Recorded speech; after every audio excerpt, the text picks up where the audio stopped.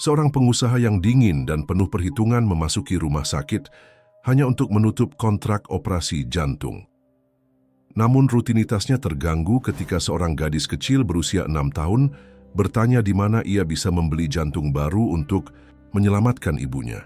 Saat itu juga ia mengetahui bahwa wanita yang dirawat adalah seseorang yang telah menandai masa lalunya secara tak terhapuskan. Dan ketika ia menyadari siapa sebenarnya anak itu, hidup dan ketakutannya berubah selamanya. Jika cerita ini menarik bagi Anda, jangan lupa berlangganan saluran kami dan beritahu kami dari kota mana Anda menonton kami. Lanjutkan. Suara denting lonceng kecil di pintu masuk rumah sakit.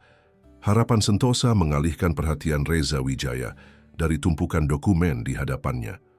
Rumah sakit terbesar di Surabaya ini sedang menjadi proyek utama perusahaannya untuk pendanaan operasi jantung bagi pasien kurang mampu.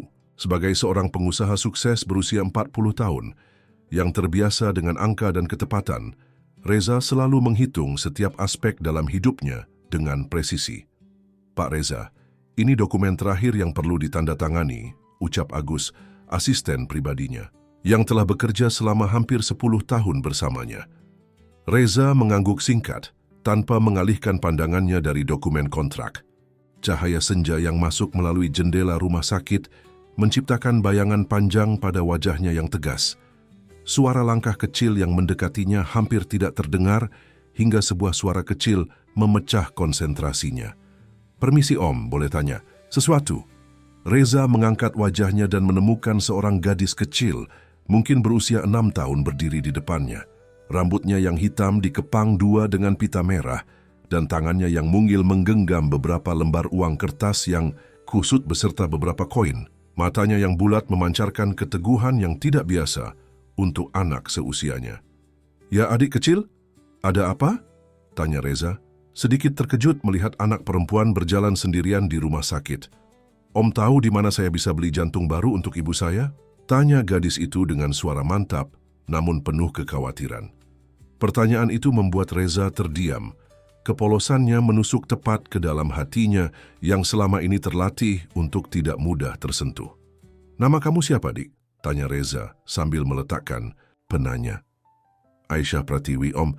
Saya sudah kumpulkan uang ini dari celengan saya. Ibu sakit jantungnya tidak mau bekerja lagi. Dokter bilang ibu perlu jantung baru, tapi tidak ada yang tersedia.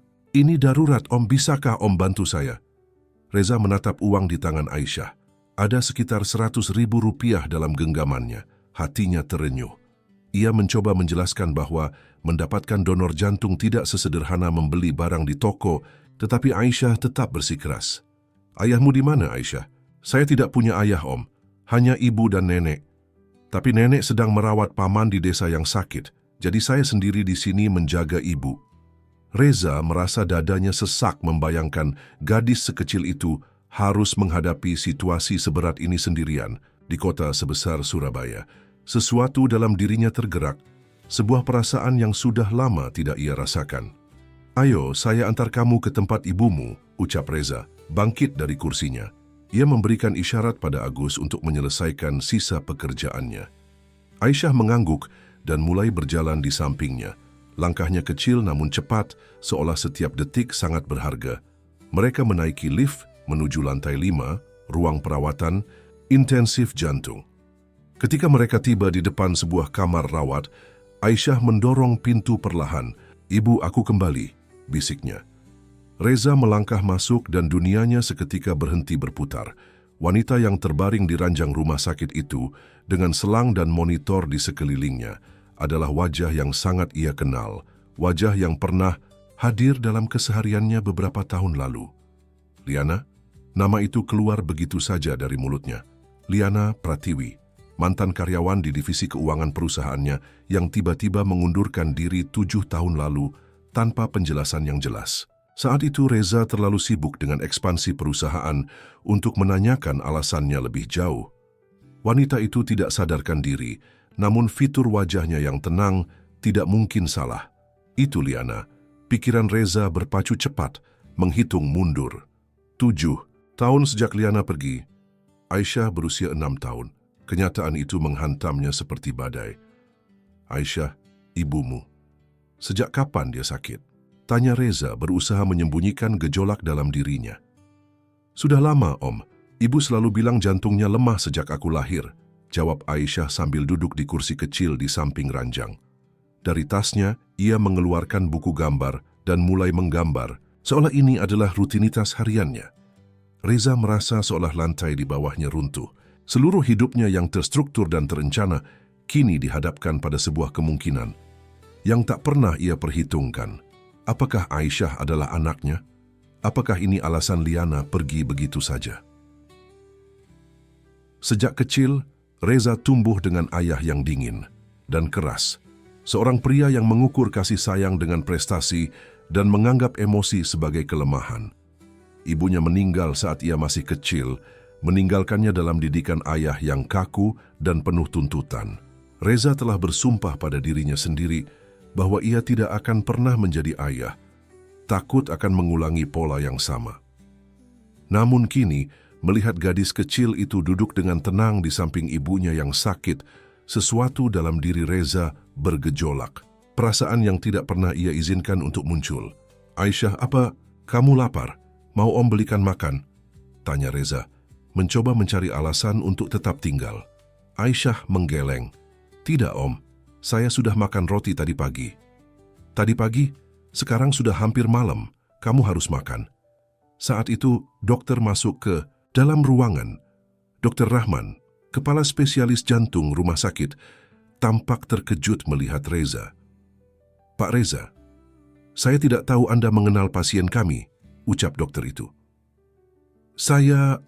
Kami adalah kenalan lama, jawab Reza. Tidak yakin bagaimana menjelaskan situasi ini. Bagaimana kondisinya, Dok? Dr. Rahman menatap Aisyah sejenak sebelum menjawab dengan hati-hati. Kondisinya stabil untuk saat ini, tapi jantungnya semakin melemah. Dia membutuhkan transplantasi, tapi daftar tunggu sangat panjang. Reza merasakan tatapan Aisyah tertuju padanya penuh harapan. Tatapan yang membuat dadanya sesak. Tanpa pikir panjang ia berkata, lakukan apa saja yang diperlukan, Dok. Saya yang akan menanggung semua biayanya.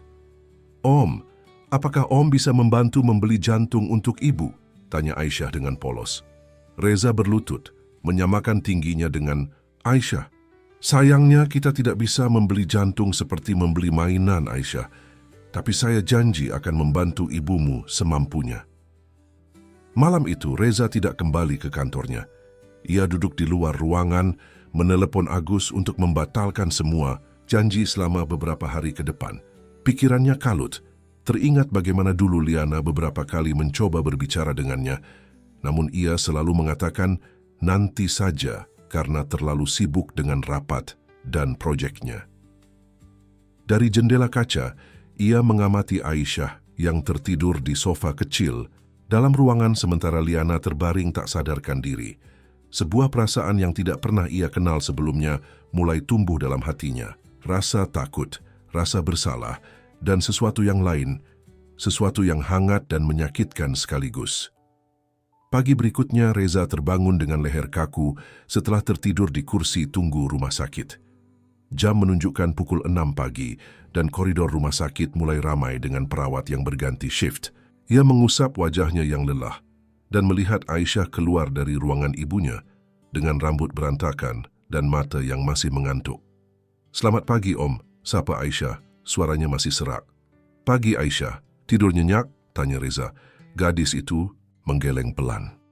Sofa rumah sakit keras, jawabnya jujur.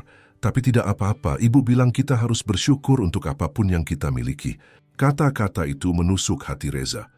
Selama hidupnya, ia selalu mengejar lebih banyak kekayaan, lebih banyak pencapaian, lebih banyak kontrol. Namun di sini, seorang gadis kecil mengajarinya tentang rasa syukur dengan cara yang tidak pernah ia pahami. Bagaimana kalau kita sarapan? Ada kantin di lantai bawah, ajak Reza. Aisyah tampak ragu melirik ke arah pintu kamar ibunya. Ibumu akan baik-baik saja, ada perawat yang menjaganya. Di kantin rumah sakit, Reza memperhatikan bagaimana Aisyah makan dengan lahap, seolah belum makan dengan baik selama beberapa waktu. Ia memesan nasi goreng dan telur mata sapi, sarapan khas Indonesia, untuk mereka berdua dan secangkir kopi untuk dirinya sendiri. "Aisyah, ceritakan tentang keseharianmu dengan ibumu," pinta Reza, mencoba mencari informasi lebih banyak. Gadis itu meletakkan sendoknya dan mulai bercerita dengan mata berbinar. "Ibu dan saya tinggal di rumah kecil di Sidoarjo. Ibu bekerja di toko bunga, tapi sering sakit jadi kadang tidak bisa bekerja. Saya pergi ke sekolah dasar dekat rumah. Ibu selalu membantu mengerjakan PR meskipun lelah. Di akhir pekan, kami pergi ke Pantai Kenjeran kalau ibu merasa sehat." Setiap kata yang keluar dari mulut Aisyah membuat Reza semakin yakin. Sidoarjo adalah kota satelit Surabaya, hanya sekitar 1 jam perjalanan. Selama 7 tahun, Liana dan putrinya, putri mereka, hidup begitu dekat namun tak terjangkau olehnya. "Aisyah, apakah ibumu pernah bercerita tentang ayahmu?" Pertanyaan itu membuat senyum Aisyah memudar. "Ibu bilang ayah saya orang baik, tapi sangat sibuk dengan pekerjaannya. Dia bilang ayah tidak tahu tentang saya karena ada rintangan." Ia mencari kata yang tepat. "Ibu selalu bilang suatu hari nanti dia akan menjelaskan semuanya." Hati Reza mencelos. Rintangan. Ia tahu ada sesuatu yang tidak beres. Liana bukan tipe orang yang pergi tanpa alasan. Ia segera menelepon Agus, memerintahkannya untuk melakukan tes DNA secepat mungkin. Ia juga menghubungi divisi HRD perusahaannya, meminta semua berkas dan catatan terkait pengunduran diri Liana 7 tahun lalu. Ketika mereka kembali ke kamar, Reza terkejut melihat Liana telah sadar. Wanita itu tampak pucat dan lemah, namun matanya membelalak ketika melihat Reza berdiri di ambang pintu. "Reza?" Suaranya nyaris berbisik, campuran keterkejutan dan ketakutan terpancar dari matanya. "Ibu!" Aisyah berlari ke samping tempat tidur, memeluk ibunya dengan hati-hati. "Liana!" Reza melangkah masuk, suaranya tercekat. "Sudah lama." Liana berusaha duduk, tapi alat-alat medis yang terhubung padanya membatasi gerakannya. "Aisyah, sayang, bisakah kamu minta perawat membawakan air?" Aisyah mengangguk dan berlari keluar, meninggalkan kedua orang dewasa. Itu dalam keheningan yang menyesakkan. "Apa yang kamu lakukan di sini?" tanya Liana akhirnya, suaranya datar. "Aku sedang mengerjakan proyek pendanaan operasi jantung di rumah sakit ini. Kemarin, Aisyah menghampiriku, menanyakan di mana dia bisa membeli jantung baru untukmu." Reza menelan ludah. "Dia anakku, bukan?"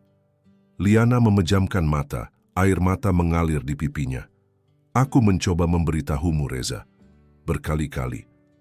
Aku tidak pernah menerima kabar apapun darimu. Aku menulis surat, aku menitipkannya pada Ratna, asistenmu. Aku bahkan datang ke kantormu, tapi selalu ditolak. Setelah beberapa bulan mencoba, aku menyerah." Ratna. Nama itu membuat Reza terkesiap. Ratna Wulandari adalah asisten pribadinya sebelum Agus, wanita yang telah bekerja dengannya selama 5 tahun dan mengundurkan diri untuk pindah ke Australia tidak lama setelah Liana pergi. "Tunggu sebentar," Reza mengeluarkan ponselnya dan menghubungi seseorang. "Agus, cari alamat Ratna Wulandari sekarang juga." "Ya, yang dulu. Aku perlu bicara dengannya." Reza berbalik menghadap Liana, yang kini tampak lebih pucat. "Kenapa kamu tidak mencoba lagi? 7 tahun, Liana. 7 tahun aku tidak tahu memiliki seorang putri. Karena aku melihatmu di koran, berdiri di samping Ratna pada acara amal. Kalian tampak dekat. Aku berpikir mungkin kalian bersama, dan aku tidak ingin merusak hubungan itu dengan tiba-tiba membawa seorang anak." Reza menggeleng tak percaya. "Aku dan Ratna tidak pernah lebih dari hubungan profesional. Koran itu hanya foto publisitas. Dan ketika aku akhirnya memutuskan untuk mencoba lagi 2 tahun kemudian, aku didiagnosa dengan kardiomiopati. Dokter bilang itu komplikasi dari persalinan yang sulit." Liana menatap keluar jendela. "Sejak itu aku hanya fokus untuk tetap hidup demi Aisyah." Pintu terbuka dan Aisyah masuk bersama seorang perawat yang membawa air. Percakapan mereka terhenti. Reza mundur, memberikan ruang untuk perawat memeriksa kondisi Liana. "Om Reza, lihat." Aisyah menunjukkan sebuah kertas. "Aku menggambar kita bertiga, ibu, om, dan aku. kita seperti keluarga di gambar ini. Reza menerima gambar itu dengan tangan gemetar. 3 sosok sederhana, bergandengan tangan dengan matahari bersinar di atas mereka. Apa yang terlihat sebagai gambar biasa bagi orang lain, terasa seperti hantaman keras bagi Reza. Ini adalah kehidupan yang seharusnya ia miliki, yang tidak pernah ia ketahui.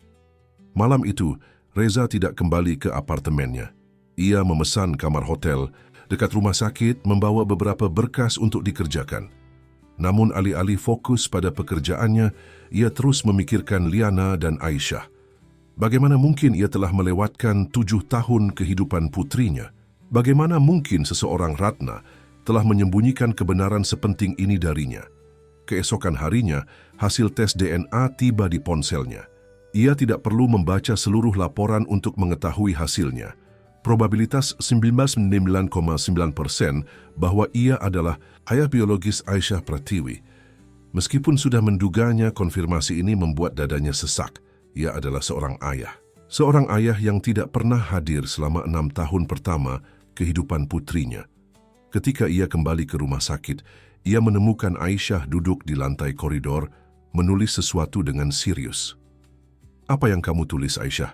tanya Reza. "Duduk di sampingnya." "Surat untuk Tuhan dan untuk direktur rumah sakit," jawabnya tanpa mengangkat kepala. "Aku meminta mereka menemukan jantung untuk ibu secepatnya." Reza membaca surat itu diam-diam. Tulisan tangan Aisyah yang belum rapi membentuk kalimat-kalimat sederhana, namun menyentuh. "Tuhan yang baik, ibu adalah orang terbaik di dunia. Dia selalu membantu orang lain. Sekarang dia yang butuh bantuan. Tolong berikan dia jantung baru supaya kami bisa pergi ke pantai lagi." Saat itulah Reza membuat keputusan. Ia akan melakukan apapun untuk menyelamatkan Liana. Bukan hanya karena dia adalah ibu dari anaknya, tapi karena ia merasa berhutang pada mereka berdua. 7 tahun yang hilang tidak bisa dikembalikan, tapi ia bisa memastikan mereka memiliki masa depan. "Aisyah," panggil Reza, suaranya lebih lembut dari biasanya. "Bagaimana jika Om beritahu sesuatu?" Aisyah meletakkan pensilnya dan menatap Reza dengan mata besarnya yang penuh perhatian. "Dulu ibumu bekerja di perusahaan Om," mulai Reza hati-hati. "Dan ada kemungkinan bahwa Om adalah..." Kata-kata itu terasa berat di lidahnya.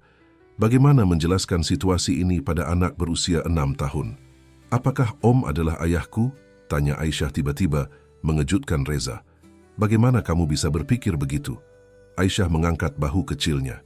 "Ibu punya foto Om di laci mejanya. Kadang dia melihatnya saat mengira aku sudah tidur, dan wajah kita mirip.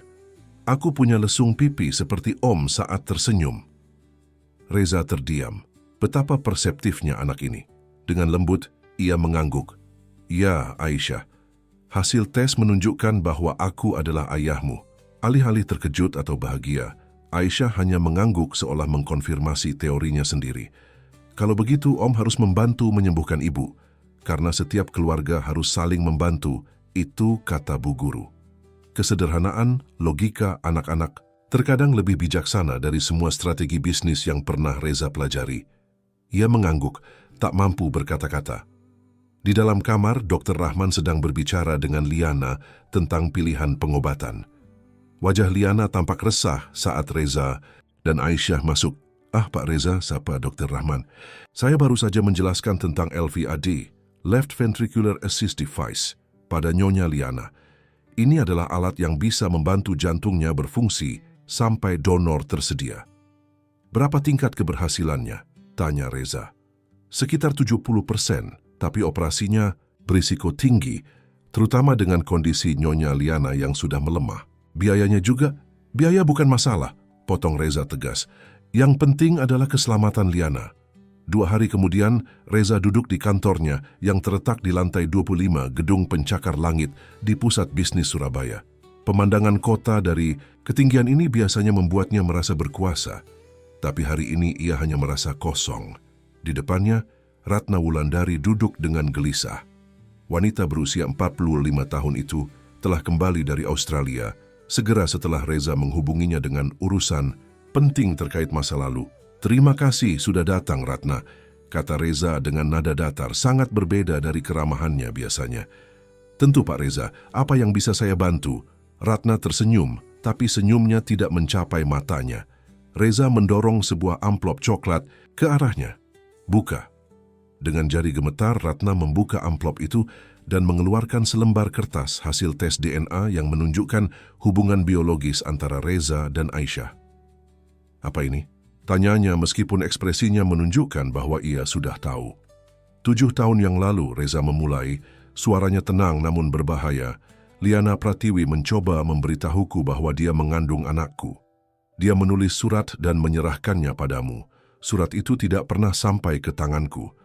Ratna terdiam, wajahnya semakin pucat. Aku ingin tahu mengapa, lanjut Reza. Hening sejenak sebelum Ratna akhirnya berbicara, suaranya nyaris berbisik. Saya melakukan apa yang saya pikir terbaik untuk Anda, Pak Reza. Perusahaan sedang dalam tahap kritis ekspansi. Seorang anak dari hubungan singkat dengan karyawan akan menjadi skandal. Posisi Anda sebagai CEO baru bisa terancam. Itu bukan keputusan yang bisa kamu ambil. Reza menggebrak meja, emosinya meledak. 7 tahun, Ratna. 7 tahun aku kehilangan putri kecilku karena keputusanmu. Ratna bergeming, tetapi matanya mulai berkaca-kaca. Ada alasan lain, akhirnya ia mengakui. Saya memiliki perasaan pada Anda, Pak Reza. Selama bertahun-tahun saya berharap suatu hari Anda akan melihat saya lebih dari sekadar asisten. Pengakuan itu menghantam Reza seperti air dingin. Ia tidak pernah menyadari perasaan Ratna, terlalu fokus pada pekerjaannya untuk memperhatikan dinamika personal di sekitarnya. Ketika Liana datang dengan surat itu, saya membacanya. Saya tahu dia mengandung anak Anda dan saya tidak bisa menerimanya. Kecemburuan mengambil alih pikiran saya. Saya menghancurkan surat itu dan memberitahu Liana bahwa Anda tidak ingin berhubungan dengannya atau anaknya. Reza merasa mual. Kamu berbohong padanya atas namaku. Ratna mengangguk perlahan. Saya bahkan memalsukan tanda tangan Anda pada surat penolakan. Saya tahu itu salah, tapi saat itu cukup. Reza berdiri, tidak mampu menahan amarahnya lebih lama. Kamu menghancurkan kehidupan 3 orang karena ambisimu sendiri. Liana sekarang sekarat, Ratna. Dia membutuhkan transplantasi jantung karena komplikasi dari persalinan putri kami. Persalinan yang dia hadapi sendirian karena kamu. Air mata mengalir di wajah Ratna. Saya tidak tahu dia sakit. Saya sungguh minta maaf. Maaf tidak cukup. Kamu dipecat, efektif segera. Dan jika Liana tidak selamat, aku akan memastikan kamu menghadapi konsekuensi hukum atas tindakanmu. Ratna bangkit dengan wajah pucat. Saya mengerti, tapi Pak Reza, saya tahu terlalu banyak tentang operasi perusahaan. Jika saya dipecat seperti ini, apa yang akan mencegah saya membocorkan informasi pada kompetitor atau media? Ketegangan di ruangan meningkat. Reza menatap wanita yang pernah ia percayai selama bertahun-tahun, kini mencoba mengancamnya. Lakukan saja, jawab Reza dingin. Dan aku akan memastikan seluruh Indonesia tahu bagaimana kamu dengan sengaja memisahkan seorang ayah dari anaknya selama 7 tahun. Bagaimana kamu berbohong dan memanipulasi untuk kepentingan pribadimu sendiri. Reputasimu akan hancur, Ratna. Tidak akan ada perusahaan yang mau mempekerjakan seseorang dengan karakter sepertimu. Ratna terdiam, menyadari posisinya yang tidak menguntungkan. Tanpa kata-kata lagi, ia meraih tasnya dan berjalan keluar dari ruangan dengan bahu terkulai. Setelah pintu tertutup, Reza ambruk di kursinya. Ia merasa lelah secara fisik dan mental. Bagaimana mungkin orang yang ia percayai bisa mengkhianatinya seperti ini? Dan lebih buruk lagi, bagaimana ia bisa begitu tidak peka terhadap situasi di sekelilingnya selama bertahun-tahun? Ponselnya berdering nomor rumah sakit. Jantungnya berdegup kencang saat ia menjawab. Pak Reza, suara Dr. Rahman terdengar serius. Kondisi Nyonya Liana memburuk. Kami perlu melakukan operasi LVAD secepatnya. Di rumah sakit, Reza menemukan Aisyah duduk sendirian di ruang tunggu, memeluk boneka beruang yang dibelikan Reza kemarin. Wajahnya pucat dan ketakutan. Aisyah, panggil Reza lembut, berlutut di depannya. Ibu akan menjalani operasi untuk memasang alat yang akan membantu jantungnya. Dokter akan melakukan yang terbaik. Apakah ibu akan baik-baik saja? Tanya Aisyah. Suaranya bergetar. Reza ingin berbohong mengatakan semuanya pasti baik-baik saja, tapi ia tidak bisa. Operasinya berisiko, tapi ibumu adalah wanita yang kuat. Kita harus berdoa dan berharap. Aisyah mengangguk perlahan, lalu melakukan sesuatu yang mengejutkan Reza. Ia memeluknya. Pelukan pertama dari putrinya membuat pertahanan Reza runtuh. Air mata yang selama ini ditahannya akhirnya jatuh. "Jangan menangis, Ayah," bisik Aisyah, menggunakan kata ayah untuk pertama kalinya. "Ibu bilang kita harus kuat untuk orang yang kita sayangi." Kata-kata sederhana dari gadis kecil itu menghantam Reza dengan kekuatan yang luar biasa. Betapa bijaksananya Aisyah untuk usianya, hasil dari didikan Liana selama ini. Beberapa jam berlalu dalam keheningan yang menyiksa. Reza dan Aisyah duduk berdampingan di ruang tunggu, kadang berbicara tentang hal-hal sederhana, pelajaran favorit Aisyah di sekolah, matematika, makanan kesukaannya, mie ayam, dan harapannya menjadi dokter suatu hari nanti. "Kenapa dokter?" tanya Reza. "Supaya aku bisa menyembuhkan orang-orang seperti ibu," jawab Aisyah dengan kesederhanaan yang menyayat hati.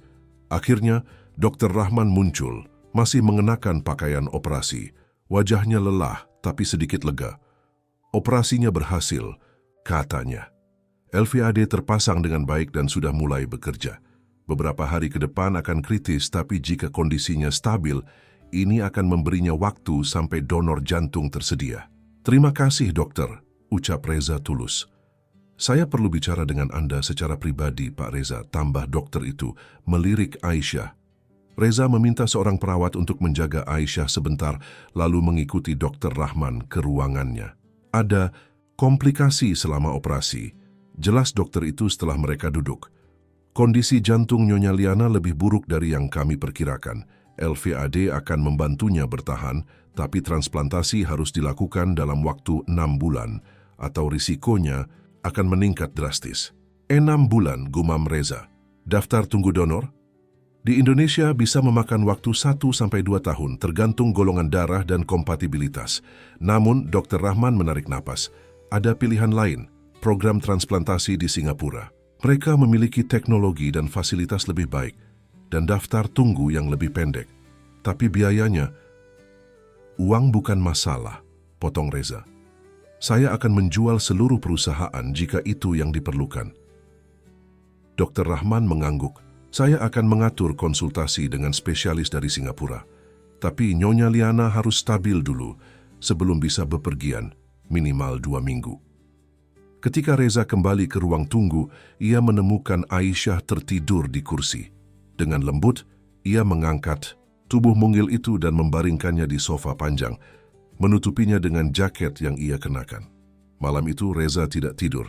Ia duduk di samping tempat tidur Liana di ICU, mengamati wajahnya yang pucat namun damai. Mesin LVAD berdetak pelan, membantu jantungnya memompa darah. Tangannya yang besar menggenggam tangan Liana yang terasa dingin dan rapuh. "Maafkan aku," bisiknya, meskipun tahu Liana tidak bisa mendengarnya. "Aku tidak ada di sana saat kamu membutuhkanku. Aku tidak melihatmu, tidak mendengarmu. Tapi aku berjanji, mulai sekarang, aku akan selalu ada untuk kamu dan Aisyah." Pagi menjelang, dan dengan itu datang keputusan besar dalam hidup Reza. Ia menelepon sepupunya Hendra, yang juga menjabat sebagai direktur keuangan perusahaannya. "Hendra, aku butuh kamu mengambil alih operasional perusahaan untuk beberapa bulan ke depan. Mungkin lebih." "Ada apa, Reza? Kamu sakit?" tanya Hendra khawatir. "Tidak, aku menjadi ayah," jawab Reza. Suaranya bergetar. "Apa? Kapan? Dengan siapa?" "Ceritanya panjang. Yang penting, aku punya seorang putri berusia 6 tahun dan ibunya sakit parah. Aku perlu waktu untuk mereka." Hening sejenak sebelum Hendra menjawab. "Aku mengerti. Jangan khawatir tentang perusahaan. Fokus saja pada keluargamu." Keluarga. Kata itu terasa asing, namun indah bagi Reza. 3. Hari kemudian, Liana dipindahkan dari ICU ke ruang perawatan biasa. Kondisinya masih lemah tapi stabil. Aisyah begitu gembira melihat ibunya sadar sepenuhnya, sehingga ia tidak berhenti berbicara, menceritakan semua yang terjadi selama ibunya tidak sadarkan diri. "Ibu, ayah membelikanku boneka beruang besar, dan dia mengajariku bermain catur. Dan dia bilang aku sangat pintar." Liana melirik Reza dengan tatapan bertanya saat mendengar Aisyah memanggilnya ayah.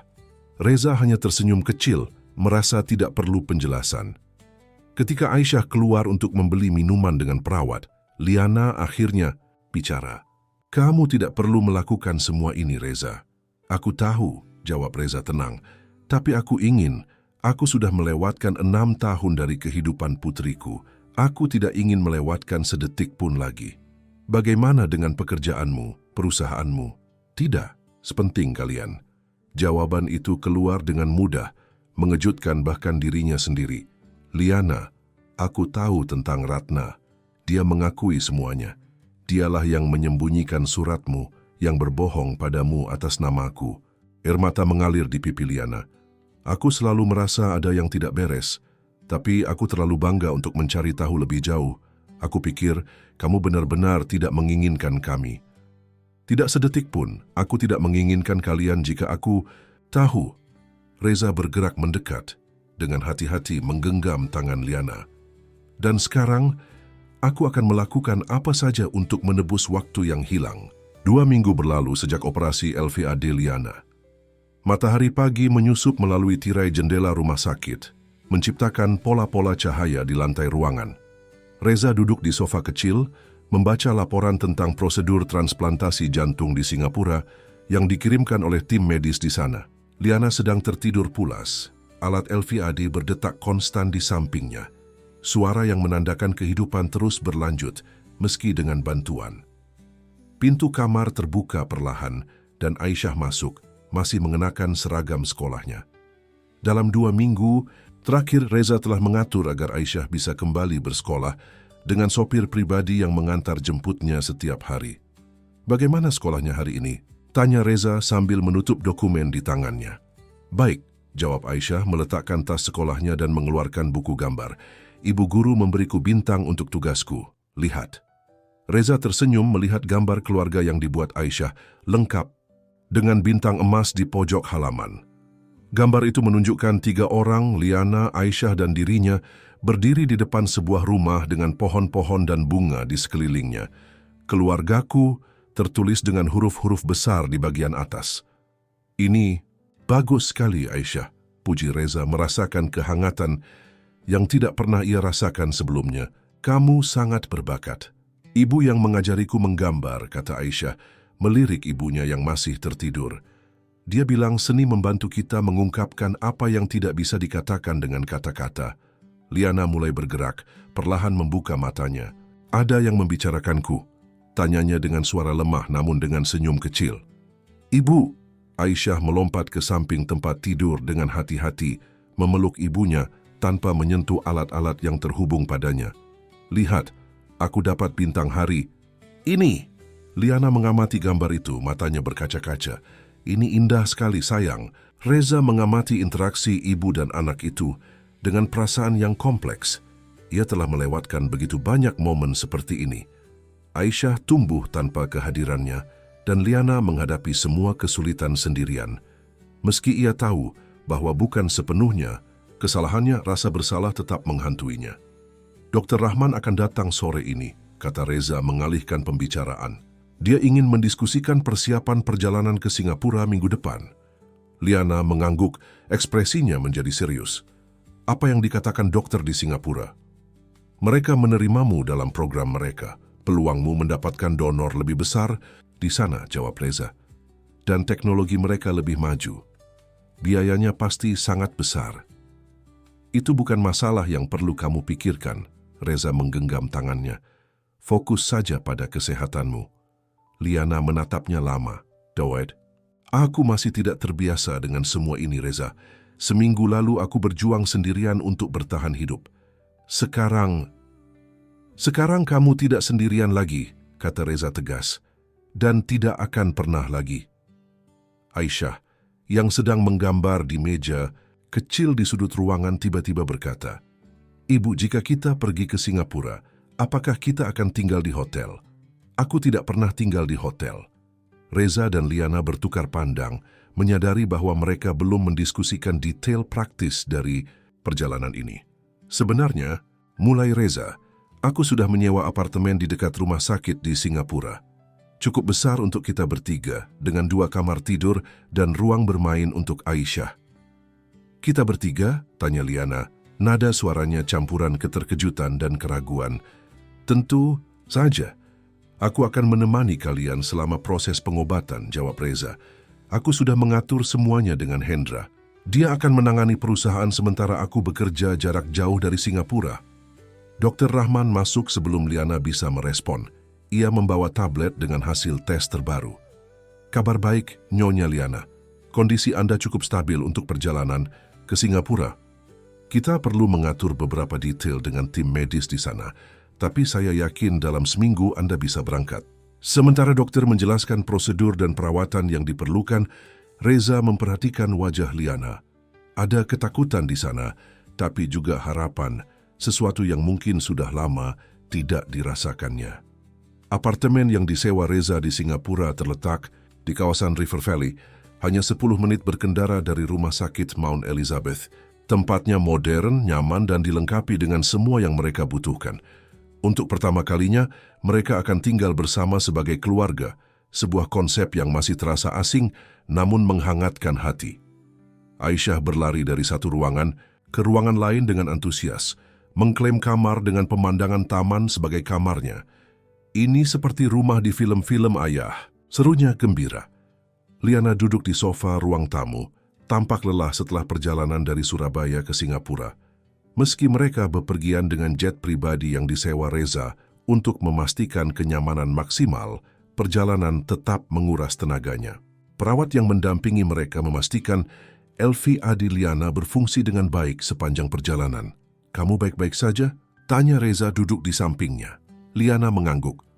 "Hanya lelah dan takut akunya. Semua ini, operasi, transplantasi, kemungkinan komplikasi, itu menakutkan." Reza meraih tangannya. "Aku tahu, tapi kita akan menghadapinya bersama. Tim medis di sini adalah yang terbaik di Asia." Bukan hanya itu, Liana menatap ke arah Aisyah yang sedang menyusun boneka-bonekanya di kamar barunya. "Aku takut apa yang akan terjadi padanya jika sesuatu terjadi padaku." "Tidak akan terjadi apa-apa padamu," kata Reza tegas. "Kamu akan mendapatkan jantung baru dan kamu akan sembuh. Kita akan menjadi keluarga yang Aisyah gambar di buku gambarnya." Liana tersenyum lemah. "Kamu berubah, Reza. Dulu kamu selalu realistis, bahkan pesimis. Sekarang kamu penuh harapan."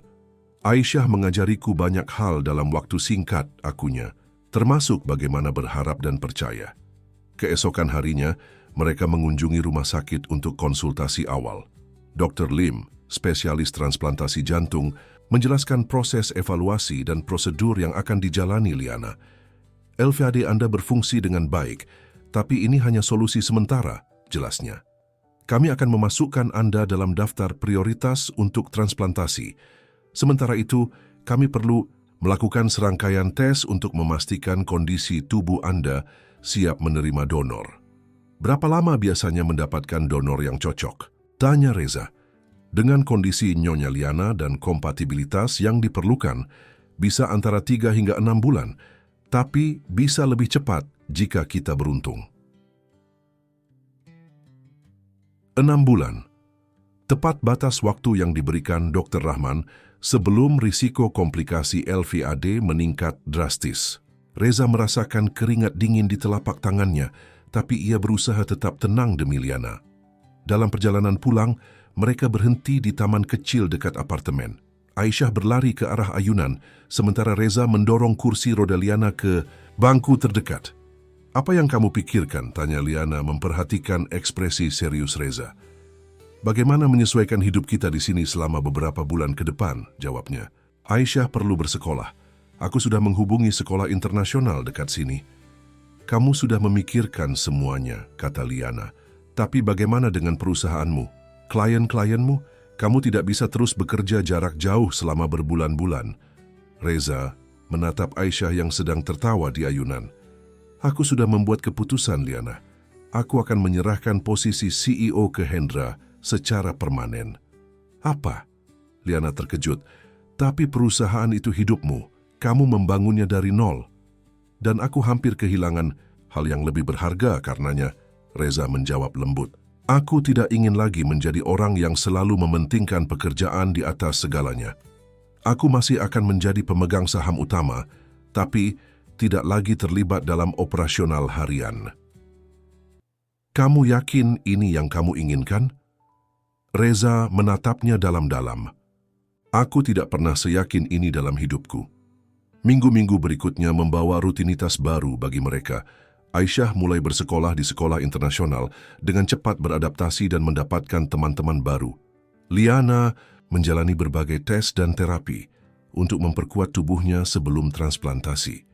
Reza membagi waktunya antara bekerja jarak jauh, mengurus Aisyah, dan mendampingi Liana ke rumah sakit. Suatu malam, setelah Aisyah tertidur, Reza menemukan Liana di balkon apartemen, menatap kerlip lampu kota Singapura. Apa yang kamu lakukan di luar sini? Anginnya kencang, kata Reza, memakaikan selimut di bahu Liana. Hanya menikmati pemandangan, jawabnya. Dulu aku selalu bermimpi tinggal di tempat seperti ini, dengan pemandangan kota dari ketinggian.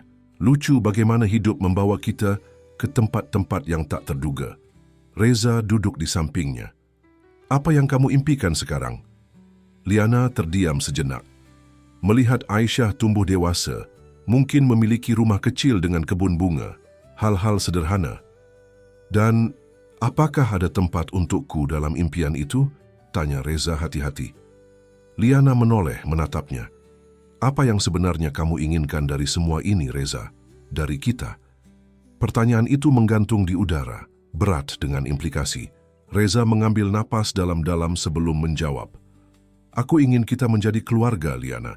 Bukan hanya demi Aisyah, tapi juga untuk kita. Aku tahu kita punya masa lalu yang rumit dan butuh waktu untuk membangun kepercayaan.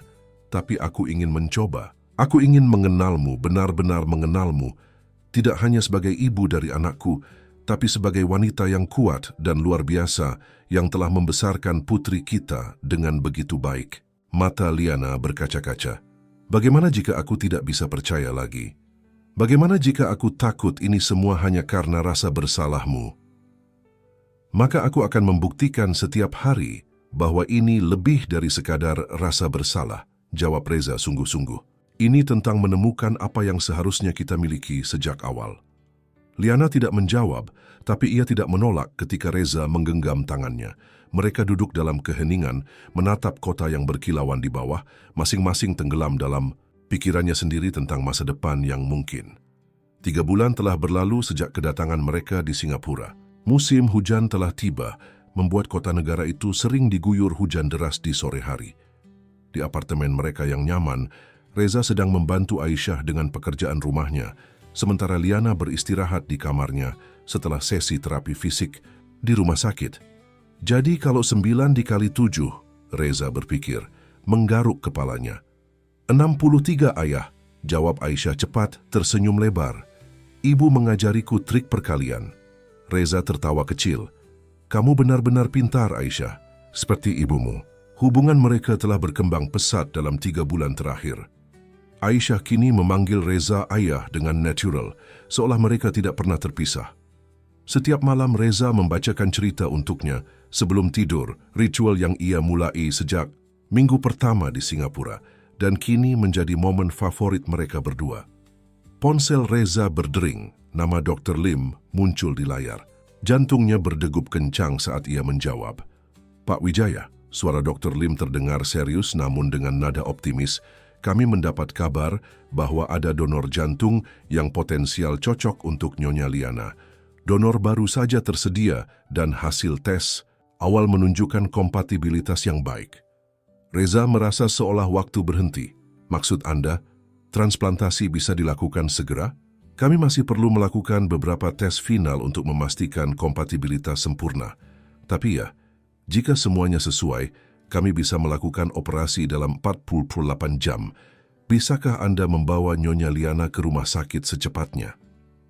Tentu, kami akan segera ke sana. Setelah menutup telepon, Reza duduk diam beberapa saat, mencoba mencerna berita itu. 3 bulan menunggu, dan akhirnya harapan itu datang. Namun dengan harapan itu juga datang ketakutan baru. Operasi transplantasi jantung adalah prosedur besar dengan risiko tinggi. "Ayah, ada apa?" tanya Aisyah, memperhatikan perubahan ekspresi Reza. "Ada kabar baik, sayang." Reza mencoba tersenyum. "Rumah sakit mungkin telah menemukan jantung baru untuk ibumu." Mata Aisyah membelalak, campuran kegembiraan dan ketakutan terpancar dari wajahnya. "Jadi ibu akan sembuh? Kita harap begitu. Tapi pertama, kita perlu ke rumah sakit untuk beberapa pemeriksaan. Bisakah kamu siap-siap dalam 5 menit?" Aisyah mengangguk bersemangat dan berlari ke kamarnya untuk berganti pakaian. Reza berjalan ke kamar Liana, membuka pintunya perlahan. Liana sedang duduk di tepi tempat tidur, tampak lelah, namun lebih kuat dari beberapa bulan lalu. Terapi fisik dan nutrisi khusus telah membantu tubuhnya mempersiapkan diri untuk operasi besar. "Ada telepon dari Dr. Lim," kata Reza langsung. "Mereka menemukan donor yang potensial cocok untukmu." Liana terdiam, tangannya secara tidak sadar bergerak ke dada, di mana LVAD berdetak di bawah kulitnya. "Sekarang, mereka ingin kita ke rumah sakit untuk tes final. Jika semuanya cocok, operasi bisa dilakukan dalam 2 hari. Air mata mulai mengalir di pipi Liana. Bukan air mata ketakutan, melainkan kelegaan dan harapan. Selama 3 bulan terakhir, ia telah berusaha menerima kemungkinan bahwa waktu terus berjalan sementara donor belum juga ditemukan. LVAD hanya solusi sementara, dan setiap hari yang berlalu membawa risiko komplikasi yang lebih besar. "Aku akan bersiap-siap," kata Liana, mencoba berdiri. Reza bergegas membantunya. "Aisyah sudah sangat bersemangat," Reza tersenyum. Dia yakin ibunya akan segera sembuh. Liana menggenggam tangan Reza erat. "Terima kasih telah memberikan kami harapan ini. Tanpamu, aku mungkin sudah menyerah." "Tidak, Liana. Kamu adalah orang terkuat yang pernah ku kenal. Kamu akan bertahan demi Aisyah, dengan atau tanpa aku." Di rumah sakit, proses pemeriksaan berlangsung cepat. Dr. Lim dan timnya bekerja dengan efisien, melakukan serangkaian tes untuk memastikan kompatibilitas donor. Aisyah dan Reza menunggu dengan cemas di ruang tunggu, bermain permainan kata untuk mengalihkan pikiran mereka. Setelah beberapa jam yang terasa seperti selamanya, Dr. Lim akhirnya menghampiri mereka dengan senyum lebar. "Kabar baik, donor cocok dengan sempurna untuk Nyonya Liana. Kami akan menjadwalkan operasi besok pagi." "Secepat itu?" tanya Reza. Terkejut. Dalam transplantasi jantung, waktu sangat krusial. Jantung donor hanya dapat dipreservasi untuk waktu terbatas. Kondisi Nyonya Liana juga sudah optimal untuk operasi berkat persiapan yang telah kita lakukan selama ini.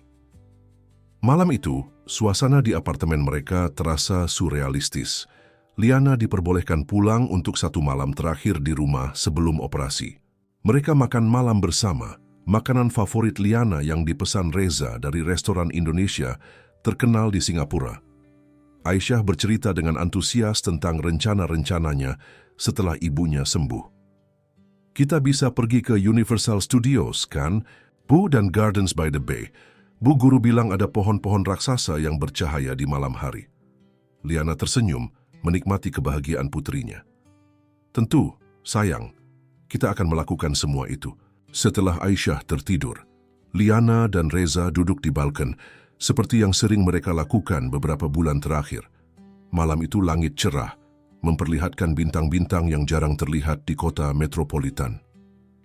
"Bagaimana perasaanmu?" tanya. Reza lembut. "Takut," jawab Liana jujur. "Tapi juga lega. Apapun yang terjadi besok, aku bersyukur untuk waktu yang telah kita habiskan bersama. Kita bertiga." "Jangan bicara seperti itu," Reza menggenggam tangannya. "Kamu akan baik-baik saja. Operasinya akan berhasil." Liana tersenyum lemah. "Aku ingin percaya itu, Tapi jika sesuatu terjadi, Reza, berjanjilah kamu akan menjaga Aisyah. Berjanjilah kamu akan memberinya kehidupan yang penuh kasih sayang. Aku berjanji, bisik Reza, suaranya tercekat. Tapi kamu juga harus berjanji untuk berjuang sekuat tenaga besok. Liana menatapnya dalam-dalam. Aku akan berjuang untuk Aisyah dan untukmu. Reza mendekat perlahan menghapus jarak di antara mereka. Untuk pertama kalinya sejak mereka bertemu kembali, ia mencium Liana, ciuman lembut yang penuh harapan dan janji. Ketika mereka berpisah, air mata mengalir di wajah keduanya. Aku mencintaimu, kata Reza. Aku mungkin tidak menyadarinya 7 tahun lalu, tapi aku mencintaimu sekarang. Dan aku ingin menghabiskan sisa hidupku bersamamu dan Aisyah. Liana tersenyum di antara air matanya. Aku juga mencintaimu selalu. Pagi datang terlalu cepat. Aisyah bangun lebih awal dari biasanya, membantu ibunya bersiap-siap dengan cara khas anak-anak. Membawakan barang-barang yang tidak perlu, namun penuh kasih sayang, seperti boneka beruangnya sendiri. Boneka ini akan menjagamu, Bu, seperti dia. Menjagaku, kata Aisyah serius, meletakkan boneka di tas Liana. Di rumah sakit, suasana berubah menjadi serba cepat. Tim medis segera mempersiapkan Liana untuk operasi. Dr. Lim memberikan penjelasan terakhir tentang prosedur yang akan dilakukan. Operasi akan memakan waktu sekitar 6 hingga 8 jam. Kami akan menghubungkan Anda ke mesin bypass jantung paru, melepaskan LVAD, mengangkat jantung yang sakit, dan memasang jantung donor. Setelah itu Anda akan dirawat di ICU selama minimal 48 jam. Ketika saatnya tiba untuk Liana dibawa ke ruang operasi, Aisyah memeluknya erat. Ibu harus cepat sembuh ya, aku akan menunggu dengan ayah. Ibu janji akan berusaha sekuat tenaga. Sayang, Liana mencium kening putrinya, air mata mengalir di pipinya. Ketika perawat mulai mendorong tempat tidur Liana, Reza berjalan di sampingnya, menggenggam tangannya sepanjang koridor sampai ke pintu ruang operasi di mana ia harus berhenti. Aku akan menunggumu, bisik Reza, mencium tangannya. Kami berdua akan menunggumu. Pintu ruang operasi tertutup, meninggalkan Reza dan Aisyah di koridor yang sepi. Keduanya berpelukan, mencari kekuatan pada satu sama lain. Ayah, ibu akan baik-baik saja kan? Tanya Aisyah. Suaranya kecil dan takut. Ya sayang, ibumu adalah wanita terkuat yang pernah ayah kenal, dan dia punya alasan yang sangat kuat untuk bertahan. Kamu. Jam-jam berikutnya terasa seperti selamanya. Reza dan Aisyah menunggu di ruang keluarga khusus yang disediakan rumah sakit. Aisyah tertidur di pangkuan Reza setelah beberapa jam. Kelelahan karena stres dan kekhawatiran. Reza terus terjaga, matanya tidak lepas dari pintu, menanti kabar dari tim dokter. Telepon di ruangan berdering mengejutkan Reza. Ia segera mengangkatnya. Pak Wijaya, suara seorang perawat terdengar. Dr. Lim ingin memberitahu bahwa operasi sudah setengah jalan. Sejauh ini berjalan lancar. Mereka telah berhasil memasang jantung donor dan saat ini sedang dalam proses penyelesaian. Reza merasa lega untuk pertama kalinya sejak pagi. Terima kasih. Tolong sampaikan pada Dr. Lim bahwa kami menunggu kabar selanjutnya. Ia membangunkan Aisyah dengan lembut. Ibu sedang dipasangkan jantung baru, sayang. Dokter bilang semuanya berjalan dengan baik. Wajah Aisyah yang mengantuk perlahan berubah, cerah. Benarkah jadi ibu akan sembuh? Ya, kita harus terus berdoa dan berharap. 2 jam kemudian, Dr. Lim akhirnya muncul di pintu, masih mengenakan pakaian operasi. Wajahnya lelah namun senyumnya lebar. Operasinya berhasil, katanya. Jantung donor bekerja dengan baik. Nyonya Liana sedang dipindahkan ke ICU untuk pemantauan ketat. Reza merasa lututnya lemas karena lega. Aisyah melompat kegirangan, berlari memeluk Dr. Lim yang terkejut namun tersenyum. Kapan kami bisa melihatnya? Tanya Reza. Dia masih dalam pengaruh anestesi dan akan tetap tidur selama beberapa jam. Kalian bisa menjenguknya sebentar di ICU nanti malam, tapi hanya sebentar. Pemulihan awal sangat krusial. Malam itu, Reza dan Aisyah diizinkan masuk ke ICU selama 5 menit. Liana terbaring tenang, dikelilingi berbagai monitor dan alat. Wajahnya pucat namun damai. Tidak ada lagi suara LVAD yang telah menemani mereka selama berbulan-bulan sebagai Gantinya detak jantung barunya terdengar di monitor, kuat dan teratur. Aisyah mendekat berbisik di telinga ibunya meskipun tahu Liana tidak bisa mendengarnya. "Terima kasih sudah berjuang, Bu. Aku sangat menyayangimu." Reza berdiri di belakang putrinya, menatap wanita yang telah mengubah hidupnya selamanya. Dalam diam ia bersyukur untuk kesempatan kedua yang telah diberikan pada mereka. Kesempatan untuk menjadi keluarga yang seharusnya mereka jadi sejak awal. Ketika perawat memberi isyarat bahwa waktu kunjungan telah habis, Reza mencium kening Liana dengan lembut.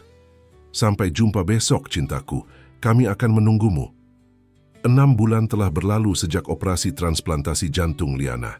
Matahari pagi bersinar hangat melalui jendela rumah baru mereka di pinggiran Surabaya. Sebuah rumah mungil dengan halaman luas yang ditanami berbagai bunga dan pohon buah. Liana sedang menyiram tanaman di kebun kecilnya, sementara Aisyah bermain dengan kucing peliharaan mereka di bawah pohon mangga. Reza muncul di ambang pintu, membawa nampan berisi teh hangat dan kue-kue kecil. "Waktunya istirahat," serunya, meletakkan nampan di meja taman. Liana menoleh dan tersenyum. Wajahnya kini berseri-seri dengan rona sehat yang dulu tidak ada. Operasi transplantasi telah berhasil sempurna, dan meskipun ia masih harus minum obat imunosupresan seumur hidup dan melakukan pemeriksaan rutin, kualitas hidupnya telah meningkat drastis. "Lihat, Ayah." Aisyah berlari menghampiri dengan sebuah gambar di tangannya.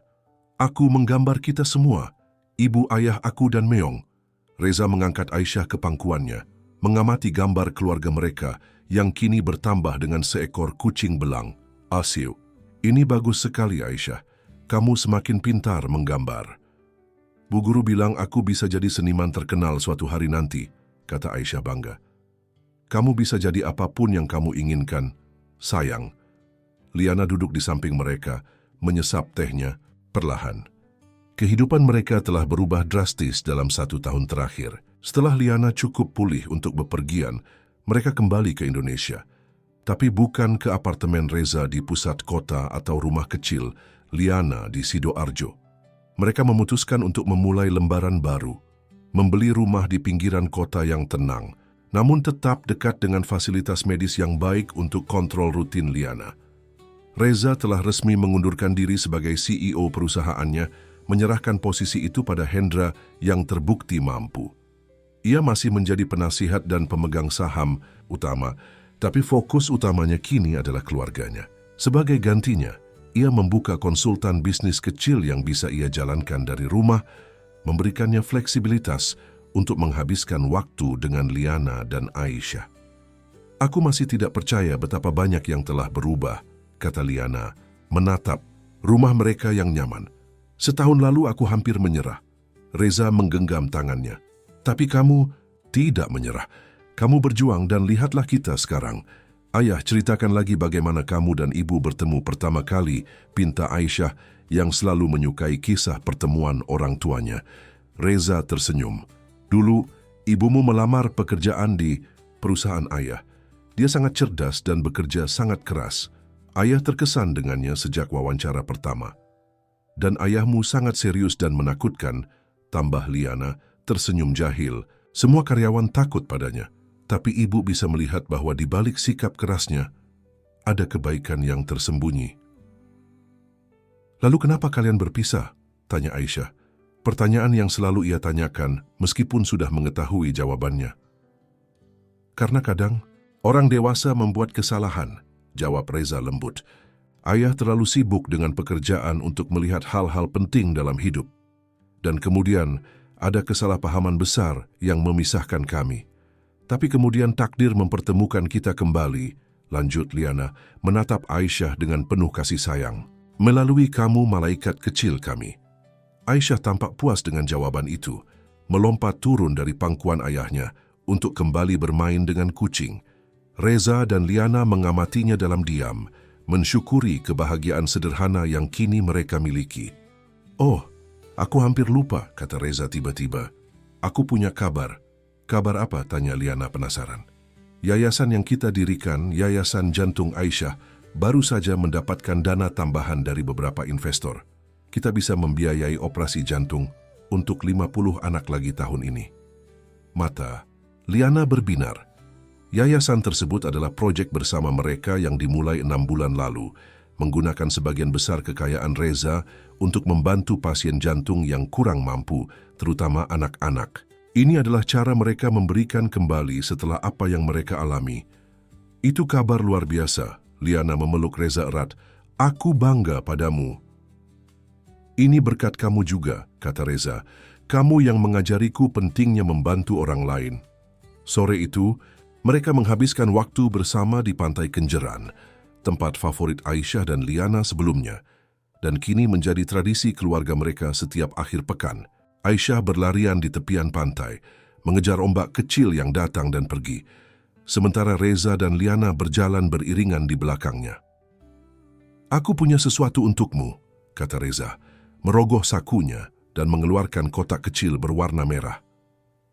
Liana terkesiap saat Reza berlutut di atas pasir, membuka kotak itu untuk menampilkan cincin sederhana, namun elegan dengan batu zamrud kecil. Liana Pratiwi, kamu telah memberiku hadiah terbesar, putri kita yang luar biasa dan kesempatan kedua dalam hidup. Maukah kamu melengkapi kebahagiaanku dengan menjadi istriku? Air mata bahagia mengalir di pipi Liana. Ya, Reza, tentu saja aku mau. Aisyah, yang menyadari apa yang terjadi, berlari menghampiri mereka dengan teriakan gembira. Apakah ini artinya kita akan menjadi keluarga sungguhan dengan pesta dan kue besar? Reza tertawa mengangkat Aisyah tinggi-tinggi. Ya, sayang, kita akan menjadi keluarga yang sah, meskipun kita sudah menjadi keluarga dalam hati sejak lama. Dan kamu akan menjadi pengiring pengantin kecil kami, tambah Liana memeluk putrinya. Mereka pulang saat matahari mulai terbenam, menciptakan semburat oranye dan merah di langit. Di rumah setelah Aisyah tertidur lelap, Reza dan Liana duduk di teras belakang, menikmati keheningan malam yang damai. Tahukah kamu, Dates, mulai Liana, dulu saat aku tahu tentang kehamilan Aisyah, aku sangat ketakutan. Aku baru saja dipromosikan, karirku mulai berkembang dan hubungan kita hanya sesaat. Kamu tidak pernah menceritakan ini sebelumnya, kata Reza lembut. Aku hampir memutuskan untuk tidak mempertahankan kehamilan itu, akunya. Tapi kemudian, suatu malam aku merasakan gerakan kecil dalam perutku untuk pertama kalinya. Saat itulah aku tahu bahwa apapun yang terjadi, aku akan berjuang untuk anak ini. Reza menggenggam tangannya erat. Aku bersyukur kamu membuat keputusan itu, dan aku minta maaf tidak ada di sana untukmu. Bukan salahmu, Liana tersenyum. Dan lihatlah kita sekarang, semua perjuangan itu membawa kita ke sini. Ke rumah, tambah Reza.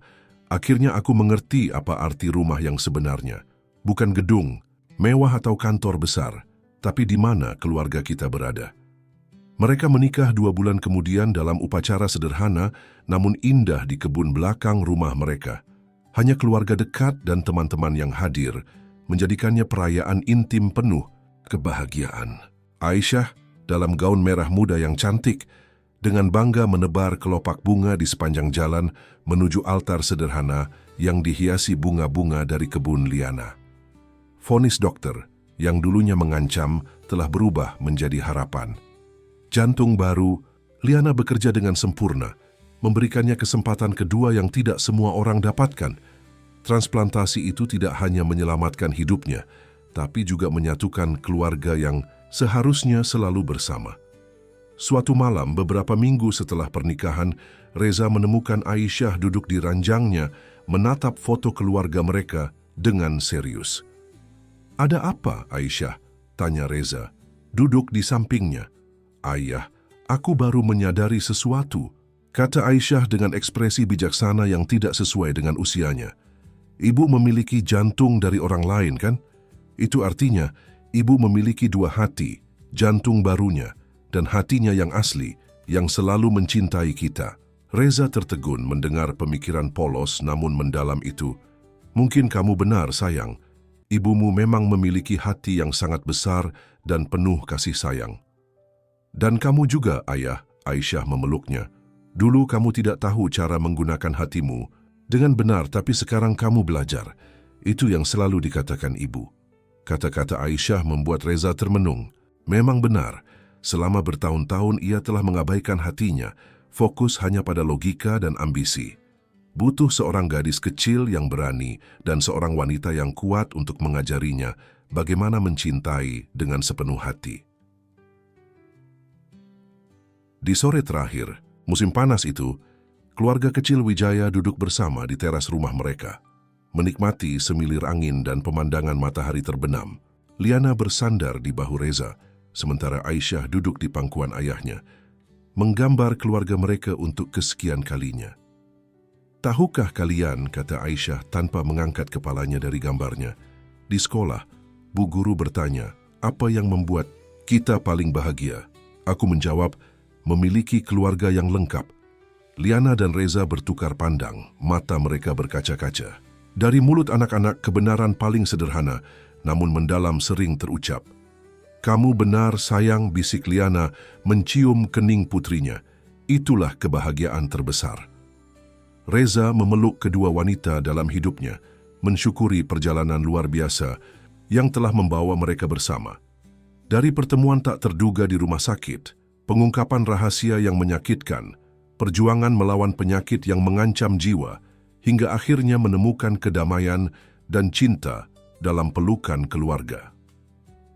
Matahari terbenam sepenuhnya, menandai akhir satu hari dan janji hari esok yang lebih baik. Seperti jantung yang terus berdetak, memberi kehidupan dan harapan, cinta mereka akan terus berdenyut, kuat dan konstan, mengalahkan segala rintangan yang mungkin datang.